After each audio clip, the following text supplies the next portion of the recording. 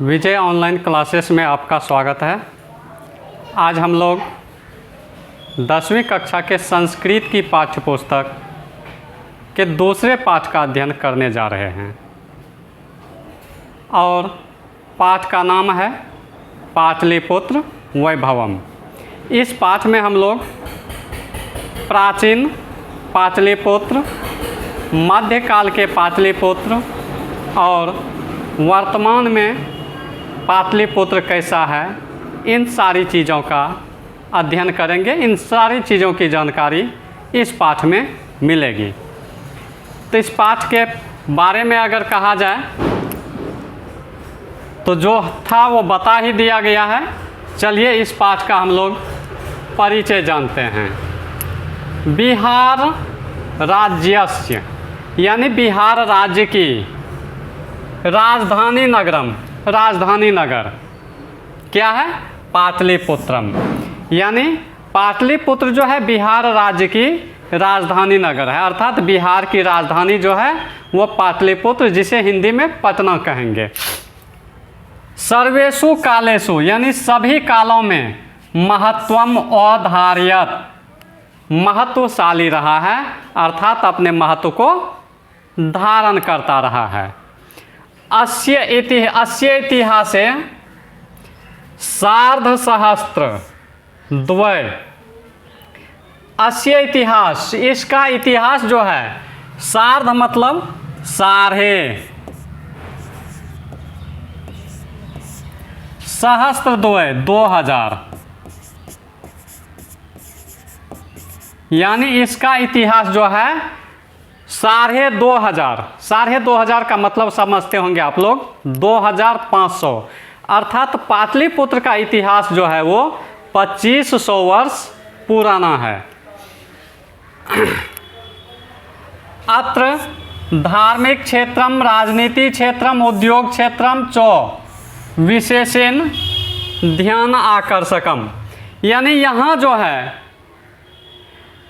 धर्म के क्षेत्र में, राजनीति के क्षेत्र में और उद्योग के क्षेत्र में विशेष रूप से ध्यान को आकर्षित करता है, अर्थात आकर्षण योग्य है। आगे बढ़ते हैं तो वैदेशिका यात्रिनः, अर्थात विदेशी यात्री कौन कौन है? तो मेगास्थनीज, फाहियान, हुएनसांग, इत्सिंग प्रभृतय आदि, यानी विदेशी यात्रियों ने जो है पाटलिपुत्र का वर्णन किया है। पाटलिपुत्रस्य वर्णनम, यानी पाटलिपुत्र का वर्णन किया है। किसमें? स्व संस्मरण ग्रंथेषु चक्रुः, अपने अपने संस्मरण ग्रंथ में जो है विदेशी यात्रियों ने पाटलिपुत्र का वर्णन किया है। कौन कौन से विदेशी यात्री थे? तो मेगास्थनीज, फाहियान, हुएनसांग और इत्सिंग, ये सारे विदेशी यात्री जो हैं पाटलिपुत्र का वर्णन अपने अपने संस्मरण ग्रंथ में किए हैं। आगे बढ़ते हैं। पाठे अस्मिन्, यानी इस पाठ में पाटलिपुत्र वैभवस्य, यानी पाटलिपुत्र के वैभव का सामान्य परिचयो वर्तते, यानी इस पाठ में जो है पाटलिपुत्र के वैभव का जो है सामान्य परिचय हैं। तो अब पाठ हम लोग प्रारंभ करते हैं। प्राचीनेषु भारतीयेषु, यानी प्राचीन भारत में नग, इसमें दो शब्द जुड़े हुए हैं, नगरेषु जोर अन्यतमम, यानी नगरेषु अन्यतमम पाटलिपुत्रम अनुगंगम, अर्थात प्राचीन भारतीय नगरों में जो है अन्यतम यानी उत्कृष्ट, विचित्र पाटलिपुत्र अनुगंगम, ये पाटलिपुत्र है अनुगंगम यानी गंगा के किनारे, वसद्विचित्रम बसा हुआ है, महानगरम बभूव, यानी कि प्राचीन भारतीय नगरों में जो ये पटना महानगर है ये विचित्र महानगर है और गंगा के किनारे बसा हुआ। अर्थात सीधे शब्दों में जान लेते हैं, ये अद्भुत पाटलिपुत्र जो है गंगा के किनारे बसा हुआ है। तद विषय दामोदर गुप्तो, तद विषय यानी इनके विषय में दामोदर गुप्त नाम के कवि, अर्थात पाटलिपुत्र के विषय में जो है दामोदर गुप्त नाम के जो कवि हैं उन्होंने एक ग्रंथ की रचना की है। उस ग्रंथ का नाम है कुच निम्ताख्य। उस काव्य में पटना के बारे में कहते हैं, यानी पटना के बारे में जो है दामोदर गुप्त ने भी अपने एक ग्रंथ कुच निम्ताख्य में पटना का वर्णन किया है। आगे देखते हैं क्या वर्णन किया गया है। श्लोक के माध्यम से उन्होंने पटना का वर्णन किया है कुच निम्ताख्य काव्य में। तो वो है अस्ति महितल तिलकम सरस्वती कुलगृहम महानगरम। अस्ति महितल तिलकम सरस्वती कुलगृहम महानगरम नामना पाटलिपुत्रम परिभोत पुरंदर स्थानम। अर्थात ये जो पृथ्वी तल पर है पाटलिपुत्र नामक नगर, सरस्वती कुलगृहम मतलब होता है शिक्षा और वैभव का केंद्र। अर्थात पाटलिपुत्र महानगर जो है ये पृथ्वी पर जो है शिक्षा और वैभव की दृष्टि से जो है अत्यंत गौरवशाली है। साथ ही साथ कैसा है, परिभूत पुरंदर स्थानम, इंद्र के स्वर्ग के जैसा जो है, इंद्र के स्वर्ग जैसा, इंद्र का जो स्वर्ग है उसको, अर्थात जहाँ पर इंद्र रहते हैं उसको इंद्रलोक कहा जाता है। तो इंद्रलोक के समान ये पाटलिपुत्र नगर इस पृथ्वी पर है। आगे बढ़ते हैं।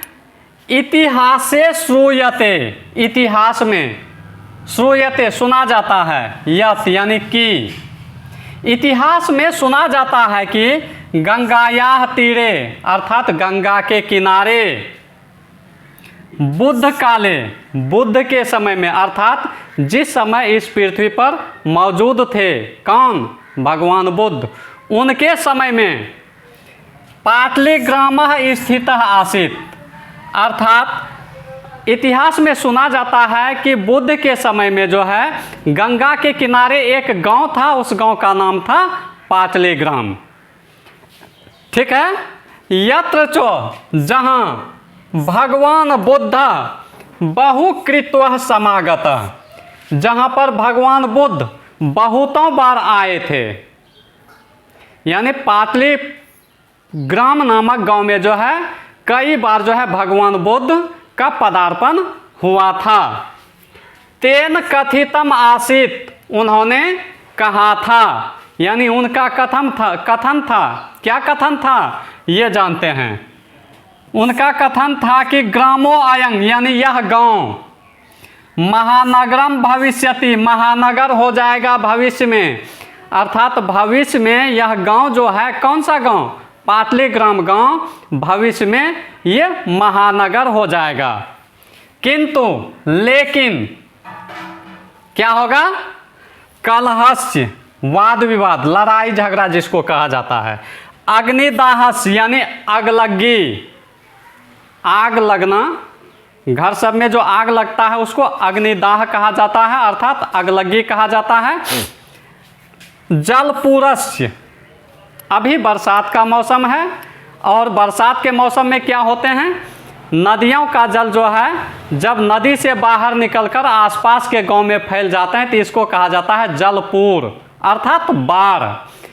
तो कहने का मतलब ये हुआ कि उन्होंने तो ये भविष्यवाणी कर दी कि यह ग्राम जो है, पाटलिग्राम जो है भविष्य में महानगर बनेगा, लेकिन कंडीशन ये रहेगा कि यह नगर हमेशा जो है वाद विवाद, लड़ाई झगड़ा, आग लगी और बाढ़ के भय से सर्वदा आक्रांत भविष्यति, हमेशा आक्रांत रहेगा। आगे बढ़ते हैं। तो नेक्स्ट पैराग्राफ है कालांतरेन मतलब बाद में, पाटलिग्रामः एव, पाटलिग्राम ही, बाद में क्या हुआ, पाटलिग्राम ही पाटलिपुत्रम इति कथितः, पाटलिग्राम को ही जो है पाटलिपुत्र कहा गया बाद में। अर्थात पटना का सबसे पुराना नाम हुआ पाटलिग्राम और पाटलिग्राम से ये बन चुका है पाटलिपुत्र। चंद्रगुप्त मौर्यस्य काले, जिस समय चंद्रगुप्त मौर्य का शासनकाल चल रहा था उसी समय में अस्य नगरस्य, अर्थात इस नगर की शोभा और रक्षा व्यवस्था, अर्थात जिस समय चंद्रगुप्त मौर्य का शासनकाल था उस समय इस नगर की शोभा व्यवस्था और रक्षा व्यवस्था जो है अत्युत्कृष्ट आसीदति, अत्यंत उत्कृष्ट थी। अर्थात चंद्रगुप्त मौर्य के समय में पाटलिपुत्र नगर की रक्षा व्यवस्था और शोभा व्यवस्था, ये दोनों ही चीज़ें अत्यंत उत्कृष्ट थी। इस बात का वर्णन किया है यूनान राजदूत मेगास्थनीज, यानी यूनान के एक राजदूत थे मेगास्थनीज। उन्होंने क्या किए हैं, स्व संस्मरणेषु निरूपयति, वो इस बात का वर्णन जो है यूनान के राजदूत मेगास्थनीज ने अपने संस्मरण ग्रंथ में किए हैं। अस्य नगरस्य, यानी इस नगर का वैभव, इस नगर का वैभव जो है प्रियदर्शिनः अशोकस्य समये, प्रियदर्शी अशोक के समय में सुतरां समृद्धम, और अधिक बढ़ गया। अर्थात जब प्रियदर्शी अशोक का शासनकाल आया तो उन्होंने इस नगर की व्यवस्था में और बदलाव लाए और उनमें वृद्धि की। तो जानते हैं बहुकालम पाटलिपुत्रस्य प्राचीना सरस्वती परंपरा प्रावर्तत, यानी कि बहुत समय तक पाटलिपुत्र की जो है प्राचीन शिक्षा परंपरा जो है चलती रही है। इस बात का वर्णन किए हैं कौन, राजशेखर ने। राजशेखर ने एक पुस्तक लिखे हैं, एक काव्य लिखे हैं जिनका नाम है काव्य मीमांसा। इति राजशेखरः स्वकाव्य मीमांसा नामके कवि शिक्षा प्रमुखे ग्रंथे सादरं स्मरति। अर्थात यह जो है राजशेखर नाम के कवि ने अपने काव्य मीमांसा नामक ग्रंथ में आदरपूर्वक जो है इस बात का वर्णन किया है। क्या लिखे हैं उन्होंने, अत्र उपवर्ष वर्ष आवेह पाणिनि पिंगलावेह व्यादेह वर रुचि पतंजलि इह परीक्षिता ख्यातिम उपजगमोह। अर्थात अत्र, अर्थात यहाँ दो शब्द यहाँ पर हैं, उपवर्ष वर्ष, अर्थात ये दोनों एक ऋषि के नाम हैं। वर्ष और उपवर्ष नामक ये ऋषि थे। पाणिनि अर्थात महर्षि पाणिनि, पिंगल, व्याधि, वररुचि, पतंजलि, ये सारे लोग जो हैं ज्ञान का विस्तार किए हैं और साथ ही साथ प्रसिद्धि भी पाई है। अर्थात अत्र वर्ष उपवर्षावेह पाणिनि पिंगलावेह व्याधि वररुचि पतंजलि इह परीक्षिता ख्यातिम उपजगमोह। अर्थात यहाँ पर जो है पाणिनि, वर्ष, उपवर्ष, पिंगल, वररुचि, व्याधि, पतंजलि आदि लोगों ने ज्ञान का प्रसार किया और प्रसिद्धि पाई। आगे बढ़ते हैं। कतिपयेषु प्राचीन संस्कृत ग्रंथेषु, कतिपयेषु यानी कुछ, प्राचीन संस्कृत ग्रंथेषु संस्कृत ग्रंथों में, कुछ प्राचीन संस्कृत ग्रंथों में, पुराण आदिषु पुराण आदि में, यानी कुछ संस्कृत ग्रंथ और कुछ पुराण आदि में जो है पाटलिपुत्र यानी पाटलिपुत्र का नामांतरम यानी दूसरा नाम पुष्पपुरम कुसुमपुरम वा प्राप्यते, यानी पटना का नाम पुष्पपुर और कुसुमपुर भी प्राप्त होता है। कहाँ? कुछ प्राचीन संस्कृत ग्रंथ में और पुराणों में। अर्थात यहाँ पर जान लीजिए पटना का सबसे प्रारंभिक नाम हुआ पाटलीग्राम, फिर पाटलिपुत्र भी जाने, पाटलीग्राम ही बाद में पाटलिपुत्र के नाम से प्रचलित हुआ, और कुछ संस्कृत ग्रंथ में और पुराण में पटना के नाम पुष्पपुर और कुसुमपुर भी प्राप्त होते हैं। अनेन ज्ञायते यत् नगरस्य अस्य समीपे पुष्पानां बहुलम उत्पादनम भवति स्म। अनेन ज्ञायते यानी इससे पता चलता है यत् कि नगरस्य अस्य समीपे, इस नगर के समीप में पुष्पानां फूलों का बहुलम उत्पादनम बहुत अधिक उत्पादन भवति स्म होता था। कहने का मतलब ये हुआ, ऐसा जाना जाता है कि इस नगर के समीप फूलों का बहुत अधिक उत्पादन होता था, इसीलिए इस नगर का नाम पुष्पपुर और कुसुमपुर रखा गया होगा। ऐसा संस्कृत ग्रंथों के अनुसार और पुराणों के अनुसार जाना जाता है। पाटलिपुत्रम इति शब्दो अपि पाटल पुष्पानां, पाटलिपुत्र शब्द भी पाटल पुष्पम पुतलिका रचनाम आश्रित्य, पाटल पुष्पों की पुतलिका नामक रचना से आश्रित है, ऐसा प्रचलित है। अर्थात पाटलिपुत्र नाम जो पड़ा है ऐसा माना जाता है पाटल पुष्पों की पुतलिका के आधार पर इसका नाम रखा गया है पाटलिपुत्र। पाटल पुष्प अर्थात गुलाब का फूल।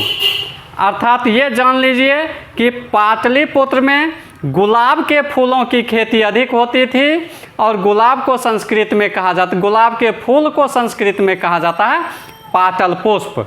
इसीलिए पाटल पुष्पों की पुतलिका के आधार पर इस नगर का नाम पाटलिपुत्र रखा गया है।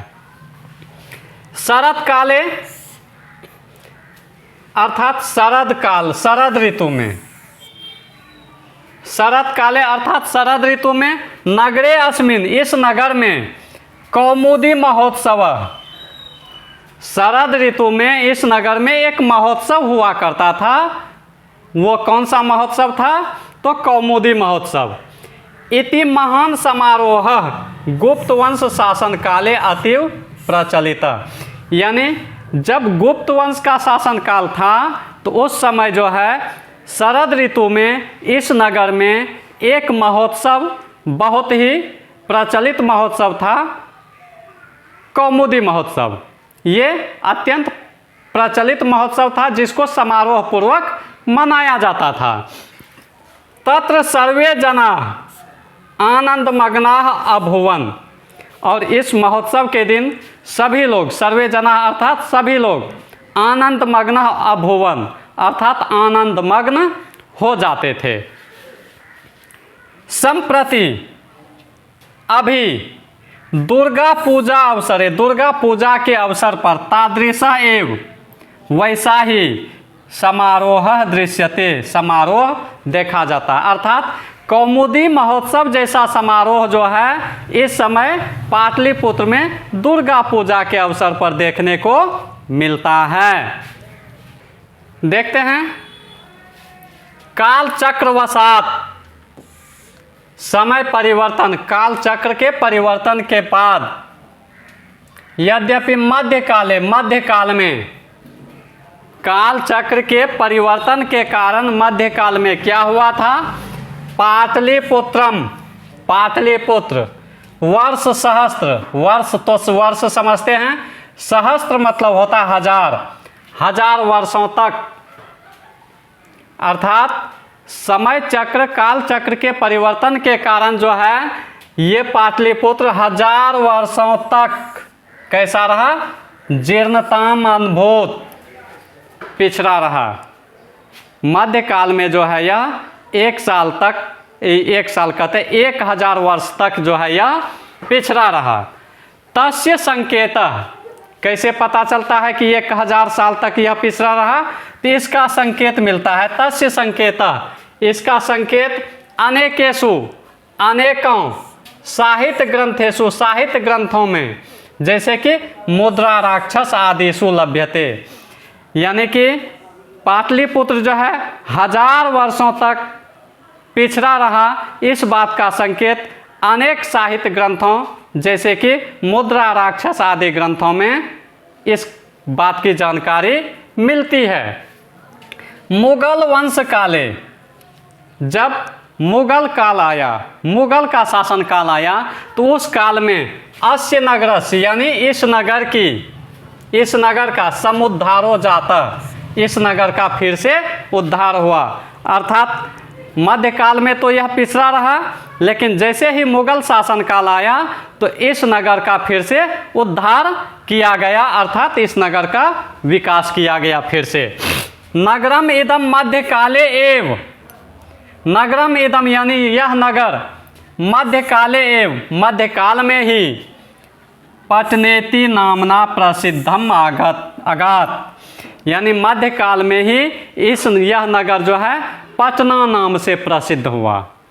अर्थात यह जान सकते हैं अभी का जो पटना है, पटना नाम है पाटलिपुत्र का, वो नाम मध्यकाल में ही रखा चला गया था, पाटलिपुत्र का नाम पटना।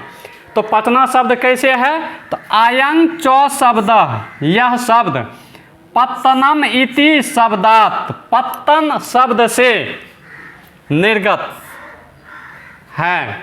अर्थात पटना शब्द जो है लिया गया है पत्तन शब्द से, पत्तन शब्द से ही पटना शब्द की उत्पत्ति हुई है। और नगरस्य पालिका देवी पटन देवी इति अद्यापि पूज्यते, यानी इस नगर की एक पालिका देवी है पटन देवी, जिनकी पूजा आज भी की जाती है। अब आगे देखते हैं, संप्रति यानी अभी, वर्तमान में, पाटलिपुत्रम, पाटलिपुत्र बता दिया है पटना नाम नगरम, यानी पाटलिपुत्र जो कि मध्यकाल में ही पटना नामक नगर से प्रसिद्ध हुआ। अति विशालम वर्तते, यानी वर्तमान में पाटलिपुत्र नगर जो है अत्यंत विशाल हो गया है, बहुत बड़ा हो गया है। बिहारस्य राजधानी चो अस्ति, और यह बिहार की राजधानी है। अर्थात वर्तमान में पाटलिपुत्र नगर जो है बहुत विशाल है और बिहार राज्य की राजधानी है। अनुदिनम नगरस्य, अनुदिनम अर्थात दिन प्रतिदिन बदिन, नगरस्य विस्तारः भवति, इस नगर का विस्तार होता जा रहा है, अर्थात यह नगर और बड़ा होता जा रहा है। अस्य उत्तरस्यांग दिशि, अस्य उत्तरस्यांग इसके उत्तर दिशि, दिशा में गंगा नदी प्रवहति, गंगा नदी बहती है। अर्थात पाटलिपुत्र के उत्तर दिशा में एक नदी बहती है जिस नदी का नाम गंगा नदी है।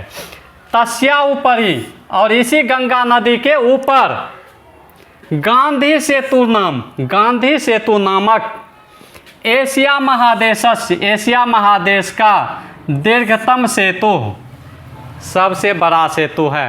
अर्थात पाटलिपुत्र जो गंगा नदी के किनारे बसा हुआ है, उस गंगा नदी के ऊपर एक सेतु है जिसका नाम गांधी सेतु है, और ये गांधी सेतु एशिया महाद्वीप का सबसे बड़ा सेतु है। किंचो रेलियान सेतु अपि निर्मीय मानो वर्तते, और रेल पुल का भी निर्माण हो रहा है इसी गंगा नदी के ऊपर। आगे बढ़ते हैं। नगरे अस्मिन, अर्थात इस नगर में उत्कृष्ट संग्रहालय, उत्कृष्ट संग्रहालय है, उच्च न्यायालय है, सचिवालय है, गोल गृहम अर्थात गोल घर है, तारामंडलम अर्थात तारामंडल है, जैविक उद्यानम अर्थात जैविक उद्यान है, मौर्य कालिका अवशेष, मौर्य काल के अवशेष हैं, महावीर मंदिरम हैं। ये सारे दर्शनीय स्थल हैं यहाँ, अर्थात ये सारी चीज़ें देखने लायक पटना में है। प्राचीन पटना नगरे, प्राचीन पटना नगर में सिख संप्रदाय से, सिख संप्रदाय के पूजनीय स्थलंग दशम गुरु गोविंद सिंहस्य, अर्थात कहने का मतलब ये हुआ प्राचीन पटना नगर में सिख संप्रदाय के पूजनीय स्थल हैं और यहीं पर सिखों के दशम गुरु गोविंद सिंह का जन्म स्थानम अर्थात जन्म स्थान है और यह जन्म स्थल जो है गुरुद्वारा के नाम से प्रसिद्ध है। कहने का मतलब ये हुआ कि प्राचीन पटना नगर में सिख संप्रदाय के पूजनीय स्थल गुरुद्वारा जो है सिखों के 10वें गुरु गोविंद सिंह का क्या है, जन्म स्थान है। तत्र देशस्य अस्य तीर्थयात्रिणः दर्शनार्थम आयन्ति, और यहाँ गुरुद्वारा में देश के अर्थात हमारे देश के, भारत के विभिन्न क्षेत्रों से तीर्थयात्री आते हैं। किस लिए आते हैं? दर्शन करने के उद्देश्य से आते हैं। और ये अंतिम पैराग्राफ है, देखते हैं। एवं पाटलिपुत्रम, एवं अर्थात इस प्रकार, पाटलिपुत्रम, पाटलिपुत्र मतलब पटना, प्राचीन कालात, प्राचीन काल से, अद्यावधि आज तक, इस प्रकार पटना जो है प्राचीन काल से लेकर अब तक क्या हुआ है, विभिन्नेषु क्षेत्रेषु, विभिन्न क्षेत्रों में वैभवं धारयति, वैभव धारण किया हुआ है।